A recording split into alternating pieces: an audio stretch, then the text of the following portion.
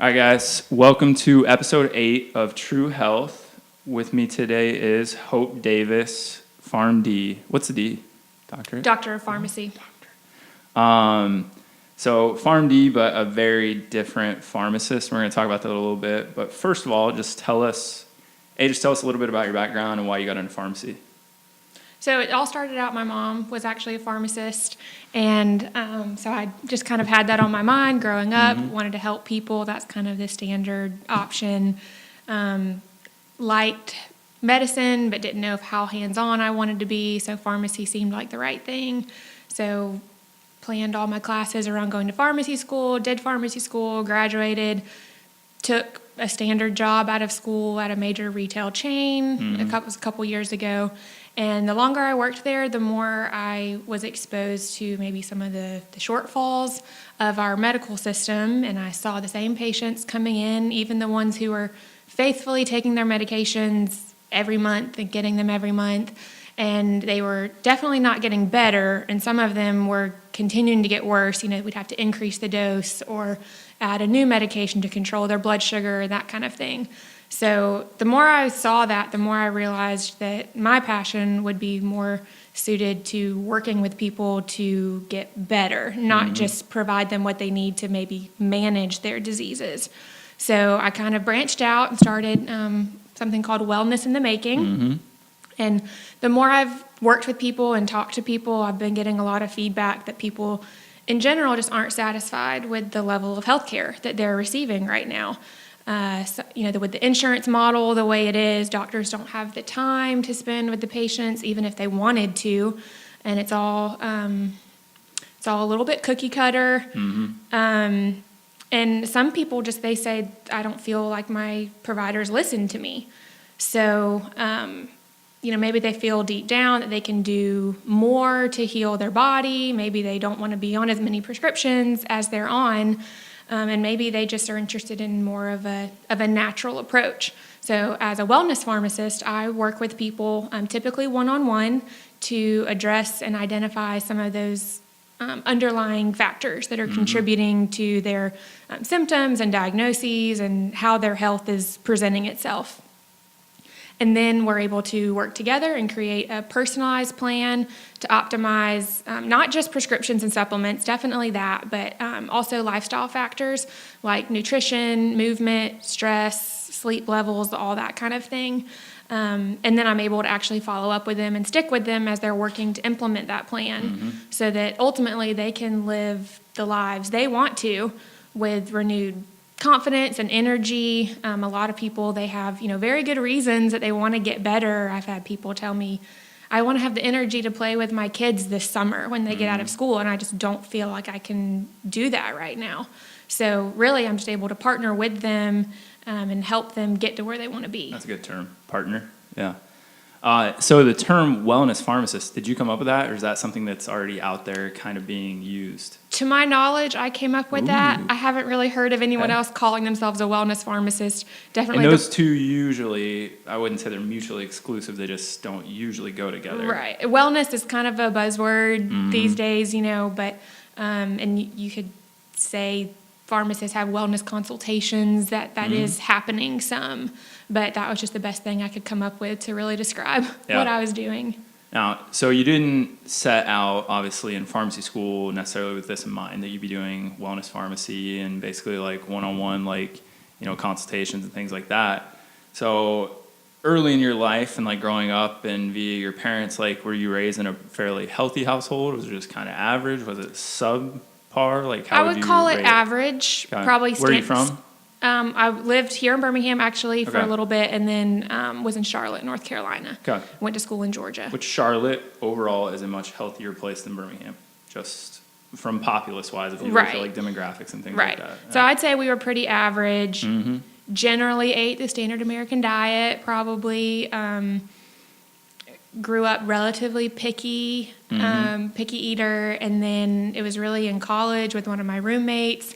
She had to show me, like, this is how you buy an avocado. Like, I didn't know how you pick one out and how to cut it even. Like what a good... Right, Yeah. right. So learned some of that from her.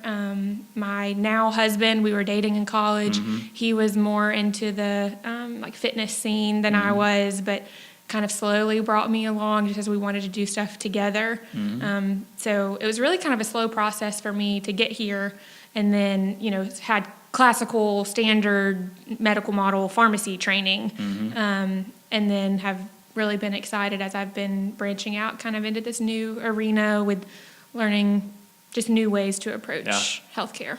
So the catalyst really wasn't like any, like, you know, I came from this terrible, unhealthy background, or I've had a lot of people that get into healthcare, wellness care, they've had some major issue. Right. They learned to treat themselves. They're like, hey, I'm going to go help others. Yours is more of seeing not necessarily the negative, it is a negative aspect, but basically just something that wasn't working, a broken model. Right. And even, you know, family members, my grandmother is progressing with a little bit of dementia right now, and as I'm, you know, learning ways that could have been addressed a few years ago. My mom recently went to the doctor for the first time in a while just for a checkup. Her blood sugar and A1C was definitely in the pre-diabetic range. She's been trying to lose weight for a while now, and like a lot of people just haven't been able to stick to it. But her doctor at the end of the visit, after they saw the results and everything, said, "Oh, you're fine. We'll see you next year." And I just couldn't believe that, because this is the perfect time for her to start making some changes. The easiest time and the financially most fiscally responsible time, and like, because and it's just such like, why let people slip down that slope and then get them? Right. You know? Because inevitably, if she continues the way she's going, it might be 3 years, it might be 5 years, but she's going to go back to the doctor one day and going to get diagnosed with diabetes. Right. And then they'll say, okay, now there's a problem, when really this problem has been going on in her body for probably 10 to 15 years by the time the insulin can't keep up anymore. Right. And you always wonder why. Like, why is that the case? And I don't think it's really malicious, right? I don't think a doctor sets out to say, hey, I know in 5 years they're going to pay more money to whatever company. No, I don't think so either. I really think it comes down to a bit of what you said. The model's broken. Doctors don't have enough time.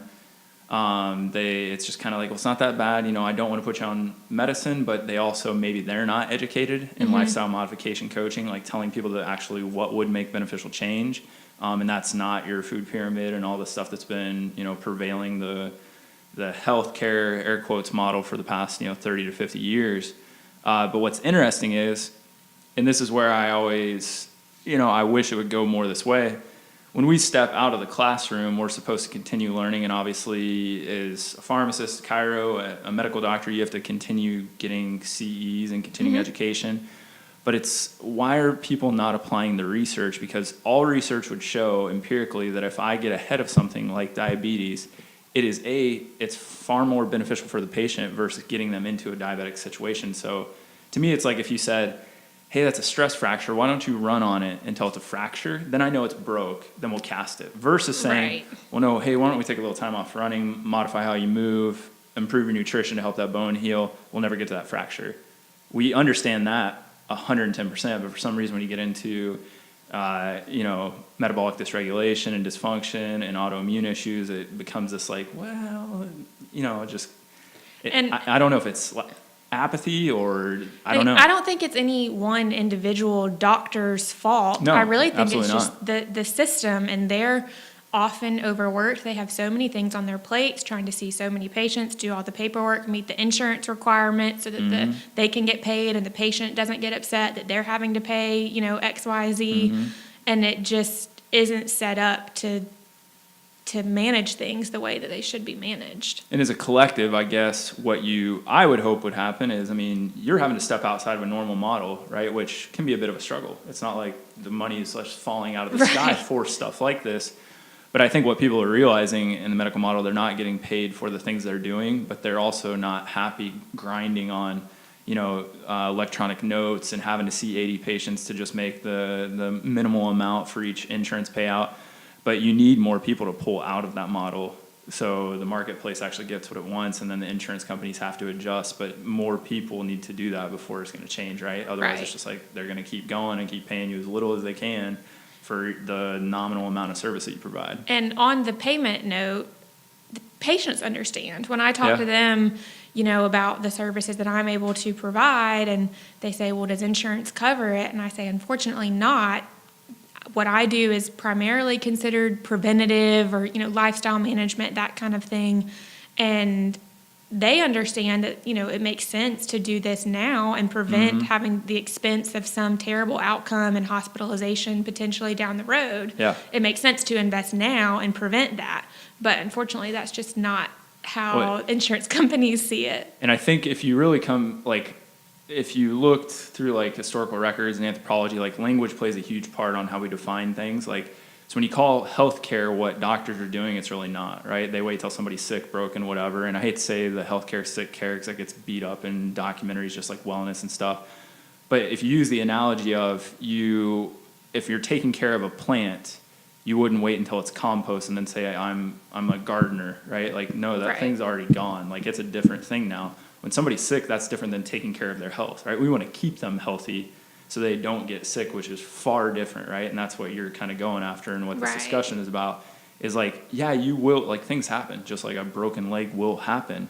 What we're trying to do is create basically a 360-degree approach to health where you're taking care of all those facets, right? And via that, there should be less sickness, there should be less of these, metabolic issues, weight gain, increased energy, it just goes hand in hand. But people, we literally just don't think that way.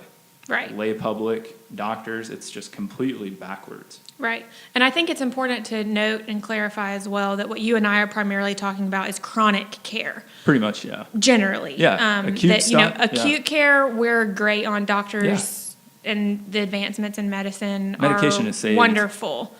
Millions of lives. Right. But when we look at chronic disease management, that's what just as a whole we're failing at. When you just look at the numbers of people with, obesity, and then leading to diabetes, high cholesterol, high blood pressure, all of that, and working together, eventually getting into autoimmune disease, that kind of thing is really what you and I are talking about. And we kind of talked about this when we talked a couple weeks ago. What you're doing falls under a bit of the purview of functional medicine, right? So explain to people listening, since this is a very different thing that you're doing as a pharmacist, where does your scope kind of cap out? Where do you see hey, I only go this far, and then it does go back to a primary or, a specialist or something like that? Yeah, so I'm able to do medication management where I can work with people to optimize that medication. I can't change medications, but I am always happy to, call a doctor on behalf of a patient and say, hey, we've been working on this and she's lost 20 pounds. And when I checked her blood pressure, it was down to this number. And, she's interested in coming off of her blood pressure medicine. Could you have an appointment where you check it, or would you consider that, or we could decrease the dose? So I can be the mediator there. Kind of a liaison. Right. Another thing that comes into play is coordination of care. As the pharmacy, generally we're seeing prescriptions filled for the same patient from many different providers. And as much as doctors' offices try to keep up with current medications, and it can be difficult, whereas we have the record of what's actually being filled and being picked up. So we're often the ones who can see discrepancies, duplications, and that kind of thing that we can identify. And again, call on behalf of the patient to say, they're getting this and this, but they might just need that. Right. So that's kind of what I can do working with the doctors as far as medications. Anything over the counter falls under the purview of a pharmacist as well. So when we're talking about supplements, vitamins, herbals, that kind of thing, where I'm extremely qualified, to educate and recommend on those type things. And then general health as well, nutrition, exercise, that kind of thing. So that kind of gives a scope. So just I'm going to start throwing out questions. So you kind of said you do deal with duplicity within medications and things like that. Do you not necessarily you, but from the pharmacist role, is that kind of like almost like a mediator, like the go-between. Do you guys catch a lot of like drug interaction problems, like where you would see like, man, they didn't even realize they're on this medication, or somebody's on 20, they went to maybe an urgent care doc and got something prescribed for, Right. you know, upper respiratory infection. Do you guys have to catch a lot of those things? Yeah, and honestly, I mean, our computer software is Yeah. built in to screen for some of those things, and then we make the clinical call of, is this significant? Do I need to talk to the doctor or talk to the patient about it? Or, you know, there's some duplications that are used frequently together all the time, and we know that, and, you know, we'll decide that's not as important to bring up. So that's built into just the normal kind of pharmacy filling process. When we're filling a prescription, we're always screening for allergies, significant drug interactions, duplications, that kind of thing. So where working with someone one-on-one, like I'm doing, it can be a little bit different in that we can really look at like the clinical side of things to say, is this really working for you? Is this the best choice for you? Because when we're behind the counter, you know, just filling the prescriptions, all we're looking at is the prescription. Right. We don't have really The data any behind what they're information getting, about the patient's clinical status, their recent blood work, that kind of thing, to say, is this really optimized? Whereas if I'm working with someone one-on-one, we are looking at those kinds of things, and I can really tailor it to them just to be an extra set of eyes. I would never say that I replace a doctor, but again, this is my area of expertise. Yeah. So I think it's really useful for people to have someone like me working with them as well to make sure that they're getting the most bang for their buck, I guess, that it's really right for them, and that everything is working well together. Yeah. There aren't, you know, interactions, especially if they are having maybe a slight side effect, but they don't know what it's from. We can help with Is that. there a possibility of medication? Right, right. So let's dive into the kind of wellness stuff. So my first question for you is, obviously as a pharmacist, you guys learn a ton from like biochemistry, and I mean, kind of, we take prereqs and all that stuff. You guys have to go obviously a lot further down that road. Through that study, like obviously that helps you understand the biological process and physiological process of the human body. Correct me if I'm wrong, I don't think you guys get a lot of classical nutrition like education though. Not specifically. It's Right. kind of woven in. Right. But, and this is what I tell people all the time, so like you didn't have classical training in nutrition, but your biochemistry understanding should allow you to basically kind of dissect information at will, right? So if you Right. read things about nutrition, you can take the surface level, dive down into it, and be like, well, now I can understand like the 3 or 4 processes that precede that. Whereas that's where a lot of people get themselves in trouble, right? We see a list of symptoms on the internet, and we see, yeah, this can help with that. Maybe we don't have a test, but it's like you don't even know the process that's lying behind that, and you know the 15 other things that may be involved, and that's where it gets very complex. But why I'm bringing this up is like your training and what you're doing is very different, but at the same time, it's also a level above. In my opinion, I'm not knocking anybody, like a health coach that's out there that doesn't have that training. Right. But there are people that are giving maybe sound advice that's not necessarily, I call it benign medicine. It's not going to hurt anybody, but it's just like what you said about the medication. Is it the best thing? Right. There's a lot of things that won't hurt you, just like taking medications for 10 years won't hurt you, but are you getting any better? Right. Well, why wouldn't we do the same thing with supplementation or just starting with nutrition or movement, right? I could give a lot of people exercises that would do nothing for them. It's not going to hurt them. It does nothing for them, right? Just it keeps them in the same space, which over time means they're actually probably going downhill. Yeah. I really like the way you described how, you know, my type of training could play into, you know, just being able to understand and take to a deeper level other types of information from other disciplines as well. And when you look at the treatment algorithms for diabetes and high blood pressure and high cholesterol, lifestyle management is number one, always. And it just gets... Which isn't rocket science, to be honest. Right, but it just gets skipped over so Right. often. So it's either... It's not even mentioned to patients, and they just go to the first recommended drug and they get put on that.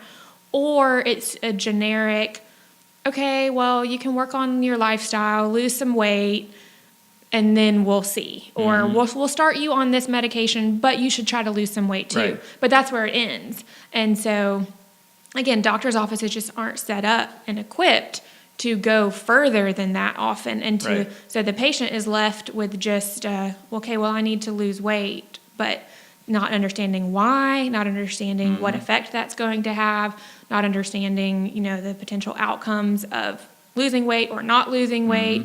And then they're really just kind of left on their own to figure out, well, what do I do? Or people like my mom who have tried losing weight in the past and haven't been successful. So where do we leave those people then when they walk out of the doctor's office? Yeah. Well, and so I always like to look back, right? Because we repeat a lot of mistakes or we never learn, and then you're like, oh man, like, what are we doing?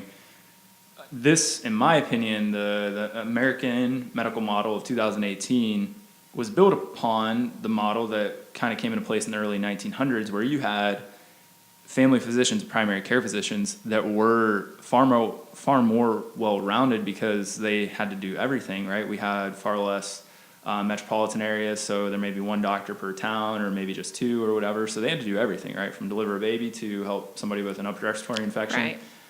When they did that, though, they may not have had access to all the pharmaceuticals by far that we have today, right? Quite a bit of them were around 1950s, 1960s.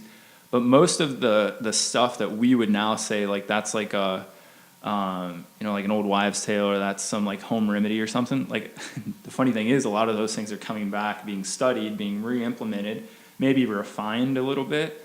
But that's what those family physicians were actually much better at. It was a lot of, well, you know what? It's not necessarily I give you 3 medications. It's like, hey, you need to go home and do X, Y, Z plus that medication. Right. Right. And we're fighting a bit of an uphill battle with the kind of food, products that are out there. And if you tell somebody to stay away from sugar, like, they may think sweets and everything else still has sugar in it. Right. Like, that's an uphill battle where that does take maybe another level of education, right? Where your typical doctor says, hey, cut sugar out. And it's like, I didn't realize all that other processed crap had that in it. Definitely. Bacon has sugar in it. Yeah. And people just don't get it. And I do feel for people. That's where this model is changing for the good.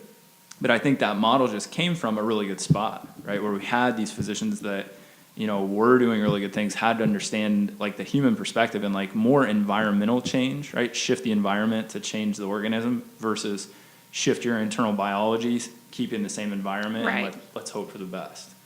So with saying that, let's talk about, because we were just talking about you having understanding of, like, nutrition and supplementation. Let's go through, first of all, like, a typical process if somebody came in here to see you, right? So if somebody comes in to see you, like, just take us through that kind of flow. Yeah, so ahead of the first appointment, I'll send a super in-depth health questionnaire. So we look at everything in your history so we can start to put together a timeline, and then we can start to identify some cause and effects and that kind of thing. That also gives me a good idea of maybe what you've tried in the past, what hasn't worked, what is seeming to work a little bit. I look at I call it a lifestyle journal. So I ask you to write down for the last 3 days what time you woke up, what time and what you ate all throughout the day, if you were able to, like, be active at all, stressors that you had during that day, and any stress relieving practices that you were able to do, and then what time you went to sleep and how well you slept. So again, that's just giving me a bigger picture of where to start. So when we're looking at making a plan, I do tend to start with those foundational lifestyle factors. I mean, I call it, like, let's look at the low-hanging fruit and go after that But those first. are always where you're going to have the biggest effects and also that ripple effect. Right. So I met with someone last week, and we were talking about those factors primarily, and she said, well, do you think let me preface, she was already taking several supplements that I was actually really happy with. And so, but she kept asking, she said, well, so you don't think I need to take any other supplements or anything? And I said, well, let's just start with these things that we've already talked about. She was going to make some changes to her diet. We set some goals for her to get out and be walking every day. Like, people are still stuck in the mindset of still pill, like something easy, right? Right. Yeah. And I said, we'll get to that. I do think there are some specific supplements we could look at for your specific things that you're dealing with. But I want to see first what changes you feel from these foundational things, and then, because I don't want you to be on a supplement if you don't need to. It's the same 100%. premise as a prescription. If you can change something in your life and avoid having to take it, let's do that first. So one thing that I'm really passionate about as I am starting this kind of new journey is helping people find the right balance between prescriptions and supplements. Because when we get into this wellness world, you've got people, or traditional medicine. I mean, there's people on both ends of the spectrum where you have the people who just dismiss any kind of supplements or natural therapy completely and just think there's no problem with prescription medications and that's just what everyone needs to do. On the other side of things, you have the people who are completely against any sort of prescription medication and think, well, if it's natural, it must be good for me. I'm just going to only pursue these options. And I really think both of those approaches leave something out. Yeah. Like the best option is to find that kind of middle ground. But I truly believe, there's a place for both prescriptions and supplements. And when you can find the right combination for an individual person, that's when they're going to be able to see optimal health and wellness. So that's really important to me as I'm working with people to make sure that they understand that and that we can figure out what's going to work best for them. And basically, I always try to summarize stuff to patients because I feel like I word vomit on people a lot, and then I try to wrap it up. But basically, all we have besides acute illnesses that could take you out, right? Even most illnesses are there, and you're going to get over it on your own without a medication. That builds a tolerance, and then after that, you have a antibody or something like that. But really what happens, in my opinion, with medication, those are acute stopgaps, right? We need something you got to get back on track, right? We're going too far out of normative, hormetic space, so you got to pull you back. But when we have those chronic stressors or chronic inflammatory situations, or chronic diseases, whatever you want to call it, that over time tax the body so much that now you may be reliant on a medication. And that's kind of what you're saying. You have to play in both realms, because you may get somebody, even if they're not on a medication, it's hey, by the time you see me, there is no amount of nutrition. Maybe if you give it another 15 years, but if you don't use maybe a pharmaceutical in that meantime, we're never going to catch back up. Right. Right? Because your body is literally... Use it as a bridge, Yeah. almost, yeah. And what we don't want to do is just stand in the middle of the bridge and stay there, right? You're trying to cross the thing. Right. But everybody gets stuck in the middle and they just think that's the end. Well, no, like you said, most people are getting worse or just they stay there. Right. And that should not be the goal of anything. It shouldn't be the goal of anything that's making us pay money to stay there. Yeah. That's another I big agree. thing of mine, of people that are spending $1,000 a month on insulin, and it's would you rather just keep paying $1,000 or do a few things and see if you could change that? Right. And it makes sense. And if somebody's financially obligated to something, usually it has a little more oomph behind it and they're willing to do something. Yeah. But everybody's different. So basically you walk them through a comprehensive questionnaire, again, very functional medicine-esque. It's a lot of foundational or principal things, which seem like, man, I have this fancy education, but I'm talking to people about just basic movement, sleep, eating real food. But like we said, that makes the biggest change overall. Well, and it can be very eye-opening to people. Yeah. I underestimate that sometimes, where it may seem like a basic thing, but it can be life-changing for people, especially if they've never had someone work with them in that level of detail before. And that's when I'm talking to them, I want it to be very collaborative. One of my goals is to empower patients. So I'm not sitting on this side of the desk saying, this is what you need to eat, and this is what you need to do, and this is the supplement you need to take. I'm talking to them saying, what's reasonable for you? First of all, what do you want to get out of this? Is your goal to go run a marathon, or to be able to just be active with your kids or grandkids? What is your goal? And then how is the best way for us to get there for you? Because if I'm sitting over here just telling them something that's not practical or not reasonable for them and their lifestyle and their family, again, I'm just kind of leaving them out to dry because they're not going to have a chance. So it's very much collaborative, working together, me listening to the client and what they want to do, and then me just giving some guidance of, well, this is, a way that I think we could help you get there. Which is usually the direct opposite of what most people get when they go to a physician. And that's where some confusion comes in too, Right. because they just get told what to do Right. often. Again, I don't want to blanket characterize all doctors or providers, but Well, let's just say the model. Yeah. right, they just get told what to do. And again, if they don't understand why, it's meaningless a lot of times. When people are having less faith in those direct Right. actions or what they're being told, and they're like, well, I was told to do this, but I don't know. Like, I've seen this, or I read that, or Right. three other people told me something different. That's where the confusion part comes. If you go to two different practitioners, maybe the complete polar opposite things you're getting told, and now people come to somebody like you or me, and they're like, I want to do something, but I don't know what to do. Right. And people come to me and say, I don't even know what questions to ask my doctor. And so, that's sometimes just a good starting point, is just some education and just giving them some, again, even if I don't end up making a decision of, well, this is what you should do, it's at least educating them on options. And then they know how to have an educated conversation with their doctor to figure out really what's going to be best for them. Well, you'd said earlier, you got to play kind of on both sides, right? Like, there's a little bit of pharmaceutical, a little bit of supplementation, and we're not just talking about supplements. We're saying that, but those would be the two ends of the spectrum, right? Right. Let's just kind of pick your brain a little bit. We were talking about this before. What are some common things that you see where there could be interactions, or where something could have an effect with typical supplements or typical medications that people are taking out there? Yeah, so there's a couple ways that can occur. The first one that really doesn't get talked about as much is drug-induced nutrient deficiencies.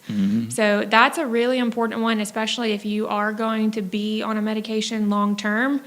I was looking back at some of my pharmacy school notes, and even in school, it might have been mentioned or it might have been written on the slide, but that was not something that was emphasized to us. So then you really get into that situation where you have a problem resulting from one drug that you're on, and then you have to end up supplementing or doing something else, another drug even, to make up for that. So one really common one, I'd say the most common one, is statins for cholesterol and CoQ10. That one is relatively widely known and accepted, to where I would say even most conventional doctors would say it's not a bad idea if you want to supplement with some CoQ10 while you're on statins, because it's known the muscle pain and weakness, that kind of thing. But even if you're not having symptoms, we know that your CoQ10 is going to go down, and it's so important in every cell of your body, really. Well, and then insulin resistance and how CoQ10 is going to play off insulin receptors, and we just don't think cascades, that far into right. it. We just say, oh, yeah, we know it affects something. Go ahead and do that. So another one is Metformin, probably one of the most commonly prescribed drugs. People get on it with prediabetes now sometimes, or for biohacking. Have you heard of this? No. So people are taking Metformin for the neurotropic effect.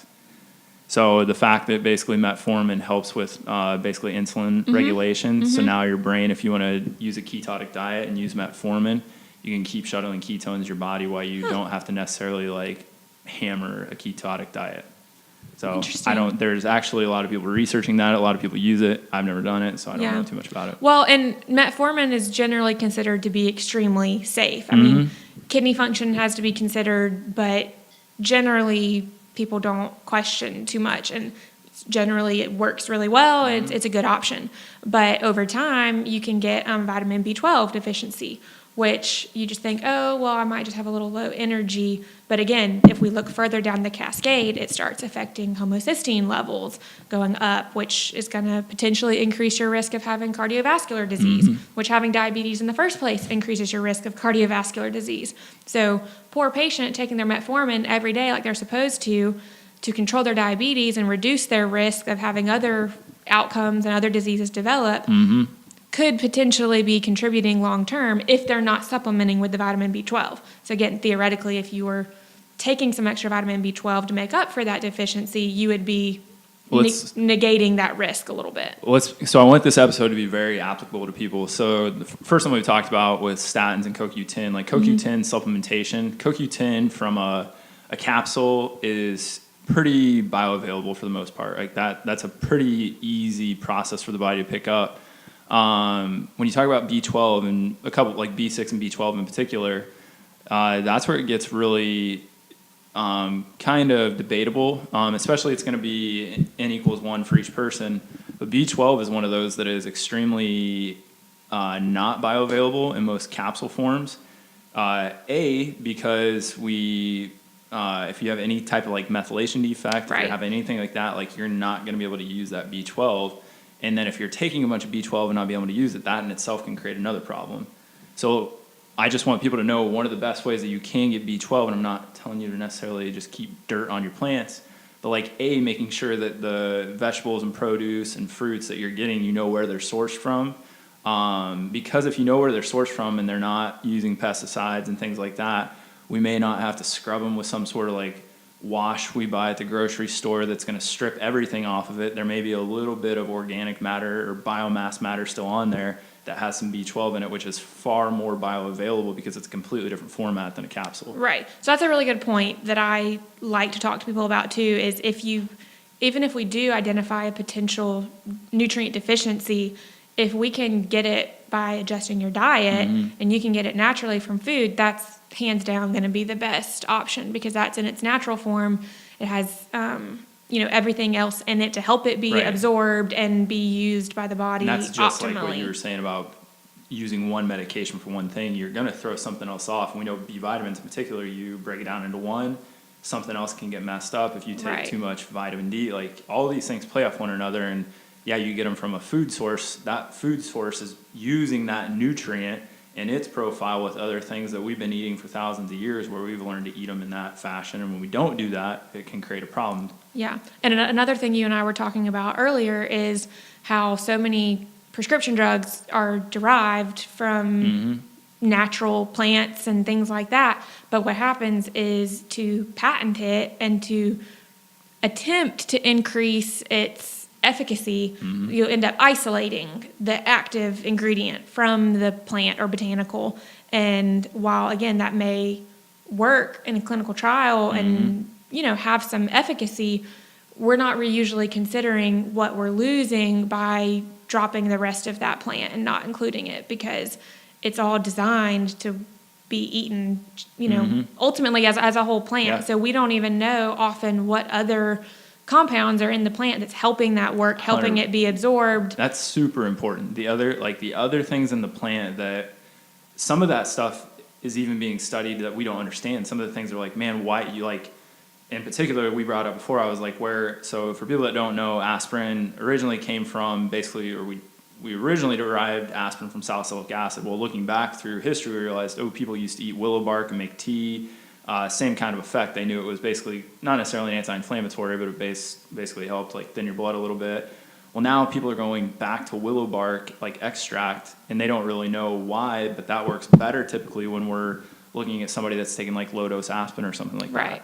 Now it's not. Some people are going to do it because it's all natural, but the thing is, it's actually showing to be more effective, and we don't know why 100% yet. So that's kind of interesting. Like you said, like those compounds don't want to just like distill them down to that singular unit and then take a bunch of it in particular. Yeah, and so since we're talking about botanicals right now, that brings up another example when we're talking about finding the balance of prescriptions and supplements and how not necessarily everything that's natural is safe. Digoxin, for example, from foxglove, that's toxic. We have to regulate it very carefully when we're using it as a prescription. It's what's called a narrow therapeutic index drug. So if you go just barely outside the window, you can start having toxicity pretty quickly. So again, that's just another reason to say how careful people need to be when they are looking at supplements and trying to self-treat in a way that you do have to be careful. Just because it's natural doesn't necessarily 100%. Mean that it's safe. Well, let's talk about the supplement side of that. So a very common one where you, not necessarily maybe that dangerous to play with, but iron supplementation. A lot of women get told, use women because usually they're going to have more anemic response due to menstrual cycles and things, especially when they talk to their doctor. They may get told to supplement with iron, but like you and I both know, like there's multiple tests that you're looking at for transferrin and like bound iron versus unbound iron. And if you go take a bunch of iron is one of those things that it's actually pretty easy to get out of a supplement or your food. Right. If you bioaccumulate a bunch of that and you're not shuttling it to the right places, that can cause a mass effect pretty quick. So there are things that are like really good for you, and if you just overdo it a little bit because you think you're doing good, you can do bad. That's where, again, maybe we should say it's not always a test. You can go to those foundational things, see what happens, but if you're going to play with those things, we know like, hey, that could have a detrimental effect. It's not benign medicine. It's not really going to hurt anything. Right. Well, let's go get tested first. And iron is one of those, and then we could talk about calcium a little bit, which maybe isn't going to kill you, but there's probably a lot of issues with how that gets prescribed as a supplement. Right. Yeah. So that's one of my goals, again, when I'm working with people is safety. I want to make sure, obviously, that people are aware of what they're taking and, you know, whether it's a supplement or a prescription, you know, side effects, that kind of thing. Just make sure people know and are, you know, willing to accept the risks. Again, I'm not here to tell you, you should not take that. Right. I want you to be able to make the decision after we go over everything and, you know, you decide if that's something that you want to do. Yeah. We were talking earlier while we were on this topic. Can you explain to people, because this is something that I think you on Google, like once a month, you'll see like, don't drink grapefruit juice if you're taking drugs, in particular statins. So why is that the case? Like, what's the process behind that? Like, break the science down a little bit. Yeah. So this is an example of where you can have a drug, supplement or herb. Grapefruit juice isn't really either of those, but an interaction there.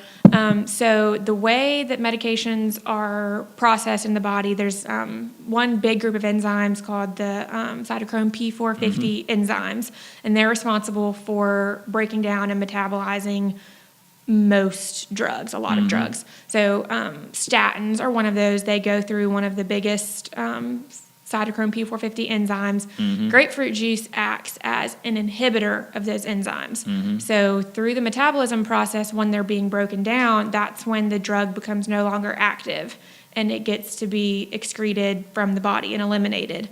Well, if you have grapefruit juice coming in and interrupting that process, that breakdown isn't happening then. So your dose of your statin is based on the known pharmacokinetic properties of how long it's going to take for that to get out of your system. Well, now that's being delayed, and you're continuing to take your daily dose because you're a good patient and you take your medication every day like you're supposed to. All of a sudden, you're getting a buildup of your statin because it's not being broken down and eliminated the way it's supposed to. So then you're at a much higher risk of having side effects like muscle pain, things like that. Yeah. So, and that's a big one, and I think a lot of people know that. They just maybe don't know exactly why. Right. And I always think, sometimes I'm like, man, I'm overeducating people, but sometimes they're like, oh, I didn't realize that. They're like, they just told me to do it. Right. I think I've already said it today. Like, I just believe so much in people understanding the reason behind things, whether it's a process like that we just talked about, or they have a goal. We want to talk about why do you have that goal? Why do you want to reach that goal? What personal reason do you have that's going to help you make a good decision to reach that goal when you're in a stressful situation and you really want to sit on the couch and eat ice cream? Do you have any more like interesting kind of interactions or like just little tips about specific like medications and supplements, anything? Another one that comes up, this is fairly well documented, it's pretty specific, but like blood thinners. We know that if you're on a blood thinner, you need to be really careful about what you're taking, and hopefully everyone who gets started on a blood thinner is counseled by someone to talk to their pharmacist before they take, anything, really, whether it's over the counter or not. But there are several herbs that can also have blood thinning properties. We call them, most of them start with G's. So we're talking about like ginseng, garlic, ginkgo. Yep. All of those can have blood thinning properties. So if you're taking an anticoagulant like warfarin and you're taking those as well because you've heard that, they're good for you, you can inadvertently be increasing your risk of bleeding, which is already a fairly significant risk if you're on something like an anticoagulant. And that's one thing I don't think many people know, but also those three that you listed, ginseng, garlic, ginkgo, also get thrown into a lot of like compound supplements, right? Yes. So people don't even know, like, it may be like a a mental, like something, and they've thrown ginkgo in there. They have no clue. They're on some blood thinner, and pretty soon, like, what the heck's going on? I'm bruising everywhere, something like that. So again, always good stuff to think about. And I know sometimes you start going down this rabbit hole and people are like, well, screw it. Like, I'm not going to do anything. It seems whatever I do, there's an offset. It's like, no, like you said, you're a liaison or you're kind of a guide, and that's what more people need, right? Like, they need a good quarterback. They need somebody to help oversee all this stuff, but they also need, like, your positions coach, right? The positions coach is supposed to be there to be like, hey, I know they told you to do all this. Like, let's see the stuff that we can actually put into action, the stuff that may not be the greatest for you, and the stuff that you really suck at that we got to go work on in drills over here, right? Whether that's diet or sleep or whatever. But for the last however many years, we've just had that quarterback, the head coach that's like yelling stuff at us. We're like, I just don't get it. I don't understand. Is it right? Is it wrong? I'm feeling bad, Yeah. So a couple more practical tips for people to take away. If you are going to be taking supplements, you really want to make sure that you're choosing a brand that you can trust. Yeah. So I want to talk a little bit about FDA regulation of supplements and drugs, but the short answer is that the FDA does not really regulate supplements. They're not required to submit any kind of trials proving safety and efficacy. Now, they're not supposed to market them if they're known to be unsafe or ineffective, but the burden of proof there is on the FDA to go out and prove that it's not so. Which it usually comes from something happening to somebody, and then they'll investigate. Right, so it doesn't, a problem happens before it gets investigated. So how do you know if brand is one you can trust? One thing you can look for are some certification seals.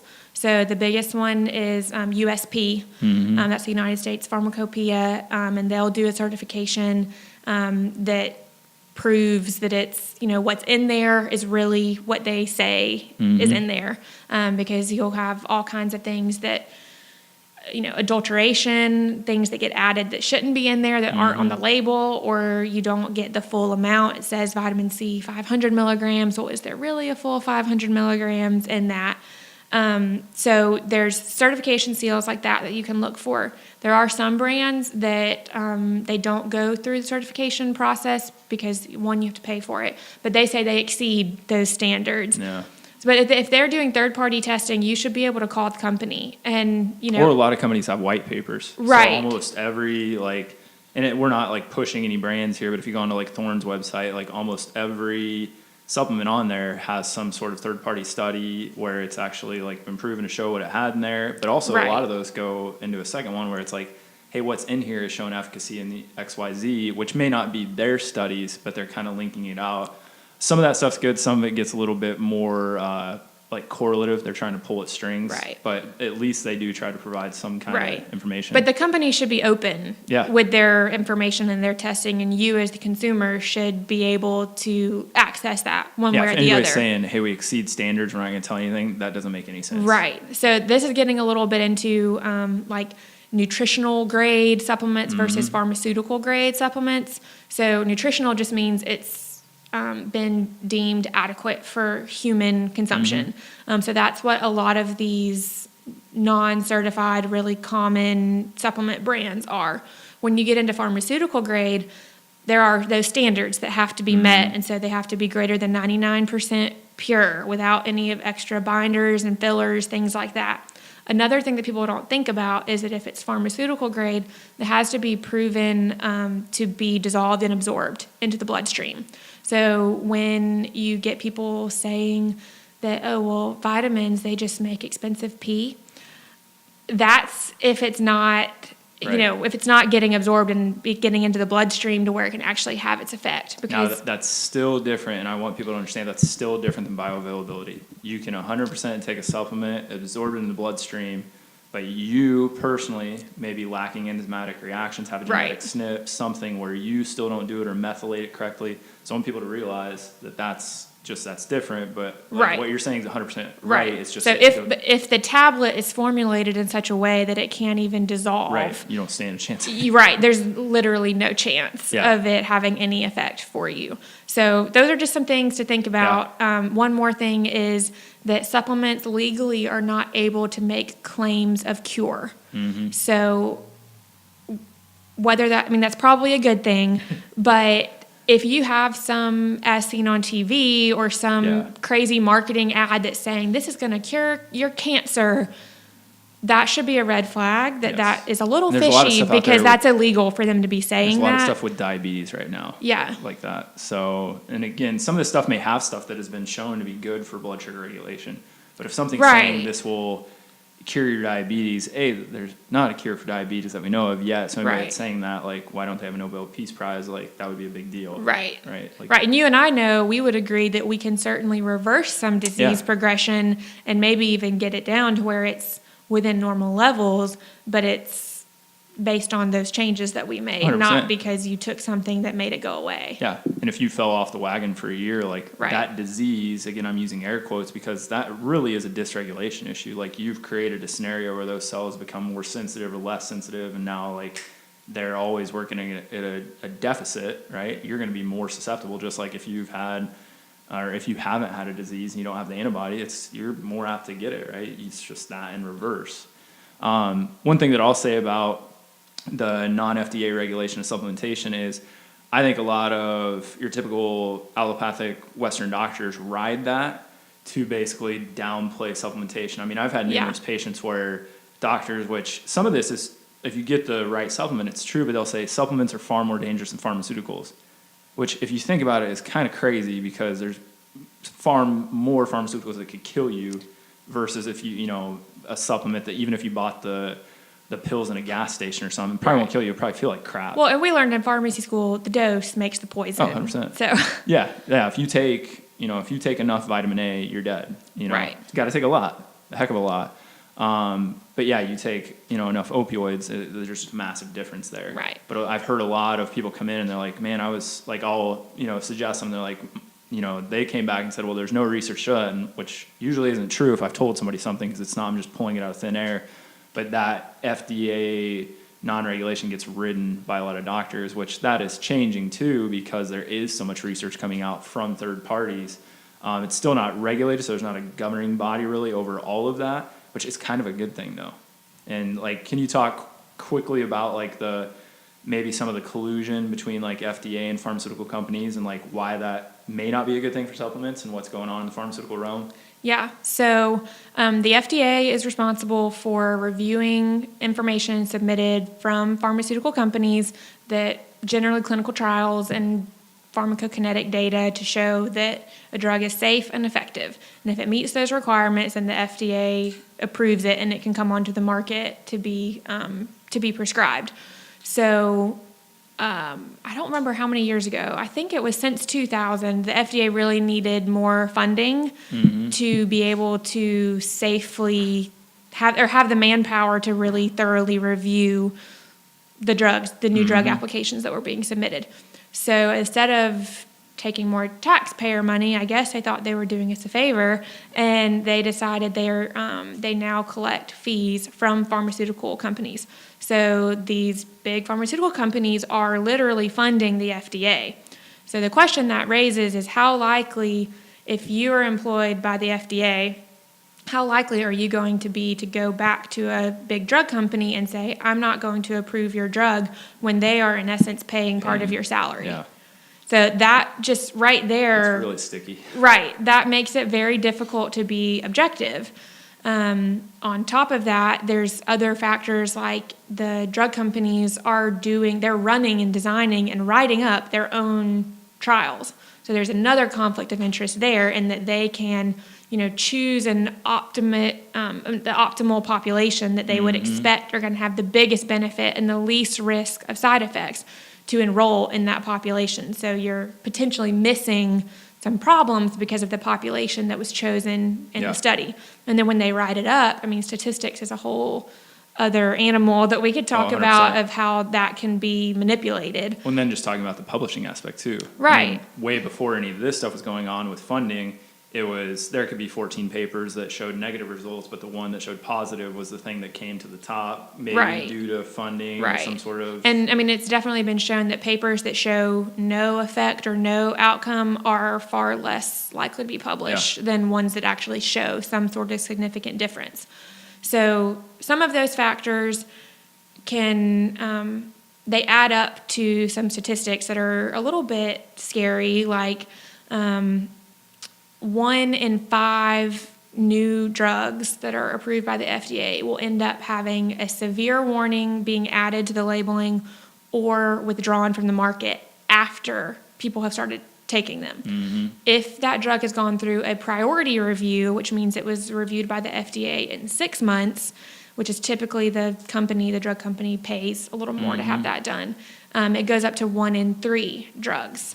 So the takeaway from that I recommend to people is it may not be the best thing to just run out and take the newest approved drug, unless it's a real game changer, that there's really something significant about it, that the risk or that the benefit outweighs the risk. Which usually the newest drug is the thing that the doctor is the most educated on via right, the rep. Because they have the drug reps. Yeah. And again, that's just how the model is set up. I'm not trying to blame anyone, but that's just kind of human nature. If it's on your mind, you're going to think, well, that's what I need. When there's what I need 100 to other prescribe. drugs in that class and you Right. forgot the other 95 because that drug rep hasn't been in your office, that's where it gets troublesome. So it's also been shown that really in one class, you only need 4 to 5 different drugs to essentially have one that will work well for most people. Mm-hmm. So what we have now is a lot of, they call them Me Too drugs coming out, that they've just changed one little part of the chemical structure so that they can patent it separately, make a new brand name drug, and there's little to no additional benefit. So there was a study done in France, but I would wager that it's very similar here in America. About 1,000 new drugs that came out between 2002 and 2011. 15.6% of those 1,000 drugs were shown to do more harm than good. And it's not just no effect. Right. Only 8% were classified as having some added therapeutic value or better.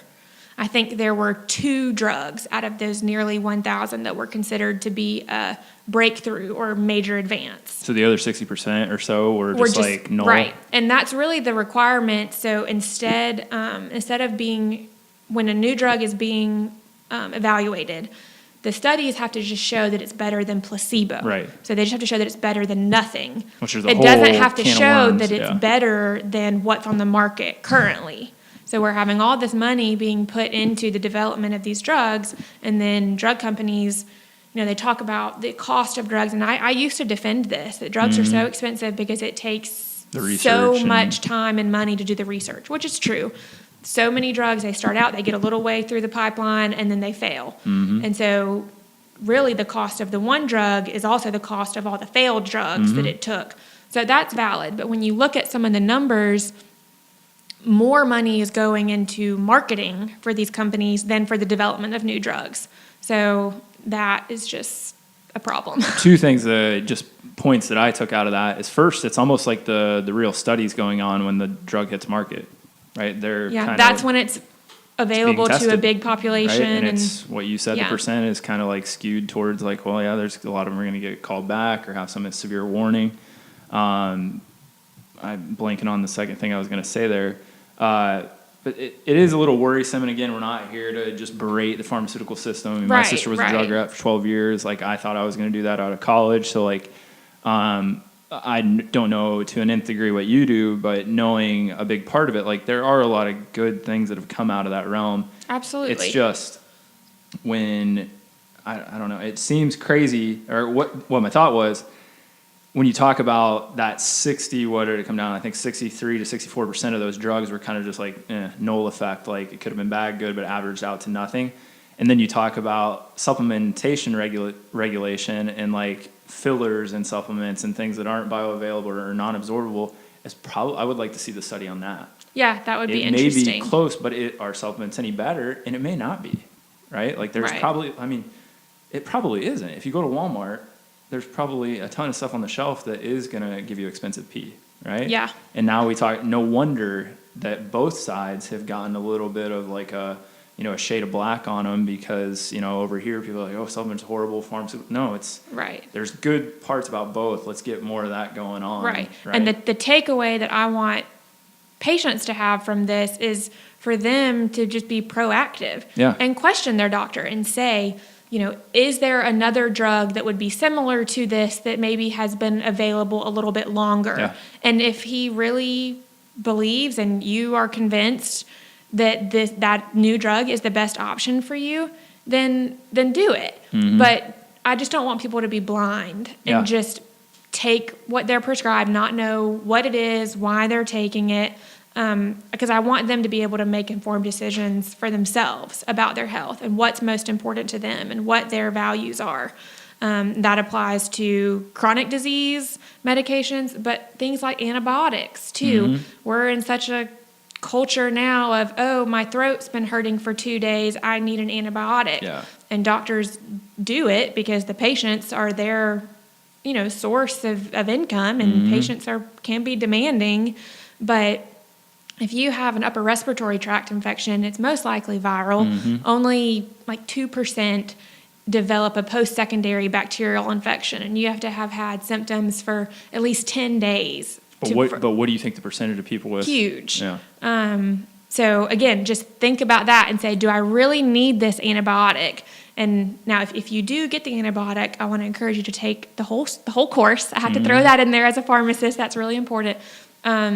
And we won't get into antibiotic resistance, but that's what the that would be a good topic for another one. Like just that and the hygiene hypothesis and all that would be a good thing to dive into. But those are, that's the problem that I'm referring to when I'm talking about why you would want to question, do I really need this antibiotic and that kind of thing. And I think as a culture, we've also become desensitized to like the side effect labels that are in your prescription bag, right? Like usually how many, depending on what you get.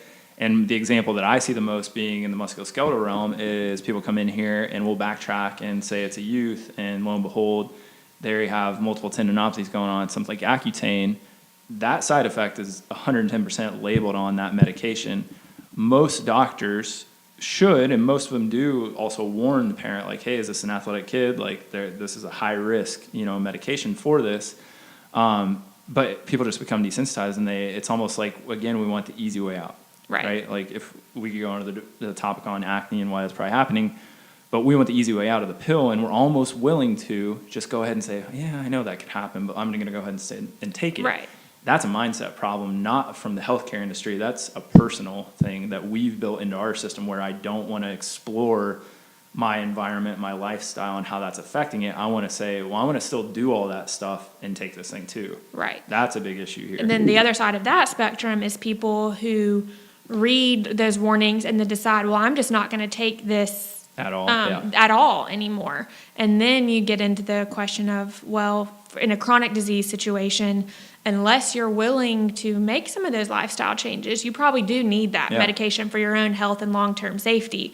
So at that point, there needs to be another conversation happening of, well, probably if you lost some weight, you could come off of it. But if you're not willing to lose the weight, then you need to stay on it and be compliant with it. And then, but again, hopefully that's an empowering decision to the patient to determine what is important to them, and would I rather make some sacrificial lifestyle changes and reduce the risk of that medication, or would I rather stay the way I am and accept those risks? And I would even, I won't disagree with what you said, but I want to take that sacrificial term and maybe say, nothing should ever seem a sacrifice when it's for the benefit of your health. That's true. But most people don't value their health enough, so they do see it as a sacrifice. I agree. Nothing is a sacrifice if it's going to make you feel better, allow you to play with your kids, allow you to get off a medication that's costing you money and other side effects. But that's that shift that is occurring, that people are like, man, I do feel like crap and I've been taking this stuff for a while, or I feel like crap and I'm not, maybe they're not even on medications. That doesn't even have to be a part of this, right? Yeah. You can just feel like crap and you're not on a pharmaceutical drug, and that's